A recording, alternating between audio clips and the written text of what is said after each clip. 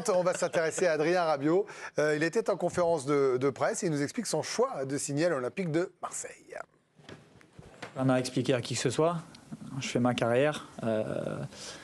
Après, il est vrai que finalement, on peut se rendre compte que dans la vie, rien n'est impossible. Et que peut-être des choses qu'on peut dire plus jeune, finalement avec de l'expérience, avec d'autres circonstances, ça peut être différent. Et non, aujourd'hui j'ai fait ce choix très sereinement. Je suis vraiment content d'être là. Et peut-être que certainement que ça en décevra et ça en a déçu certains. Mais voilà, c'est un choix qui m'appartient. Hier en plateau, et même avant-hier d'ailleurs, il y avait le côté j'assume. Voilà, on sait qu'il a toujours assumé, Adrien Rabiot, lui, sa maman, qui est son agent également, un monde un peu à part. Est-ce que vous l'avez trouvé bien, là, Nabil, dans sa première prise de parole par rapport à ça? Est-ce que ça vous surprend encore de voir Rabiot écrit sur le maillot blanc olympien, derrière les micros avec le logo? C'est sûr qu'il y a quand même... Ravanelli. Moi, Ravanelli est là. Non, mais évidemment qu'on est toujours un peu étonné, parce que c'est un des transferts qu'on n'attendait pas, qu'on le veuille ou non, quoi. Et là, il se matérialise, c'est concret, il est avec le maillot, il est avec Fabrizio Ravanelli, qui a aussi pas laissé que de bons souvenirs du côté du Parc des Princes. Hein, pour ceux Alors, il était avec toutes les recrues, Ravanelli, je précise, il n'a pas fait que Rabiot, par ironie. Là, toutes les recrues de cet été étaient aux côtés de Fabrizio Ravanelli. Et à côté, une photo d'Eric Rabessandratana, vous voyez, comme ça, il y aura un total. Eric, qu'on embrasse, bien sûr. Non, mais après, moi, personnellement, je trouve que c'est un être libre, il a du panache. En quelque sorte. Alors ouais, effectivement, c'est son mercato qui a dicté cette issue. Peut-être qu'il aurait pu se retrouver ailleurs avant. Mais il aime le football. Il limite la casse en venant du côté de l'Olympique de Marseille. Parce que même s'il n'y a pas la Ligue des Champions, c'est un club qui est très visible, qui provoque de la ferveur, de la passion, qui peut lui correspondre, non pas en dehors, parce qu'il n'est pas forcément extraverti, mais parce qu'il va donner sur le terrain. C'est quelqu'un qui n'est pas avare en effort et qui est capable de mouiller le maillot. Donc non, mais moi je pense que ça va devenir normal très rapidement pour tout le monde. Raymond, il dit c'est un choix qui m'appartient, rien n'est impossible dans la vie. En gros, il expédie presque ça. Il va dire bon ben voilà, j'ai fait mon choix. Ça, vous allez en parler parce que c'est votre métier. Ouais. Enfin moi, je viens jouer au foot, quoi. Complètement, il a raison. Je veux dire, nous, on peut débattre, on peut dire ce qu'on veut.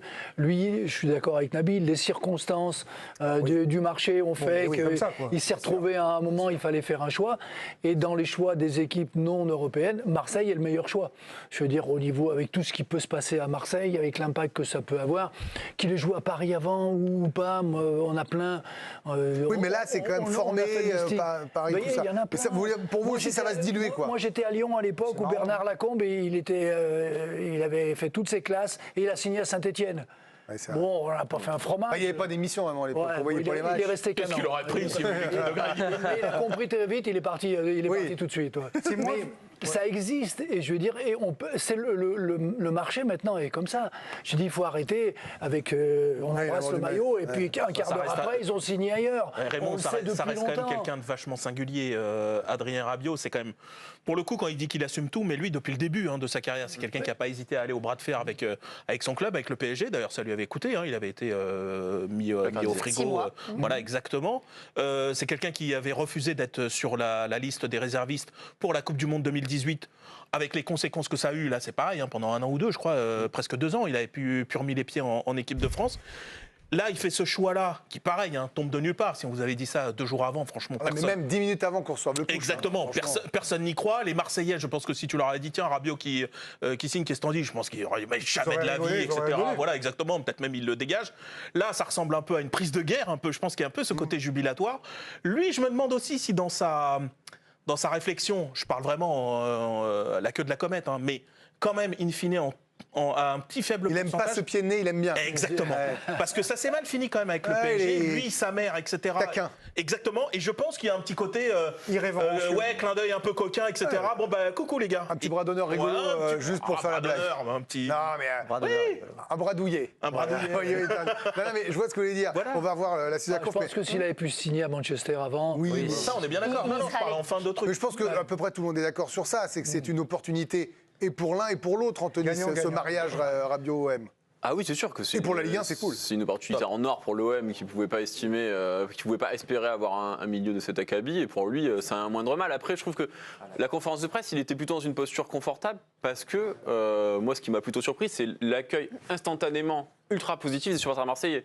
Il y a des fois où justement c'était quand même celui qui arrivait chez le club rival, il était quand même accueilli plus ou moins froidement et il y avait au moins un mois compliqué avant d'être adopté. Là lui, il a même pas eu besoin de commencer à jouer et à montrer son talent pour être adopté. Donc sa conférence de presse finalement, l'enjeu. C'est un top joueur. Non mais on disait que les joueurs moyens étaient rejetés ou mettaient du temps. Il y a eu des top joueurs qui sont arrivés dans des clubs rivaux, il fallait qu'ils fassent leur preuve parce que l'antécédent était compliqué. Il vient pas de Paris direct, il a fait 6 ans au milieu. Mais justement, c'est pour ça qu'il n'avait pas non plus besoin de jouer l'opération séduction à fond sur cette conférence de presse, parce que finalement, on lui a déjà déroulé le tapis rouge. Il est d'ailleurs revenu sur ce très bel accueil qu'il a reçu de la part des supporters marseillais. On l'a vécu ensemble en direct dans l'équipe de Greg.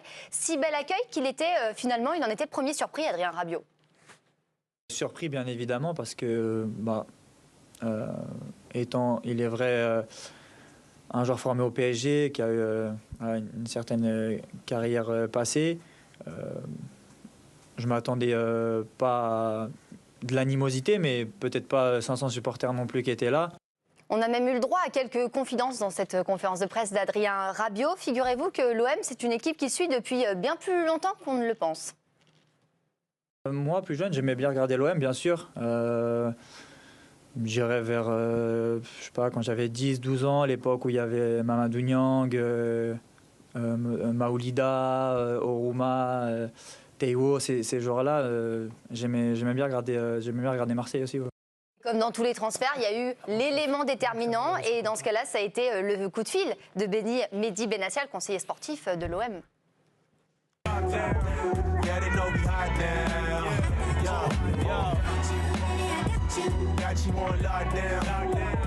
Ça c'est un coup de fil.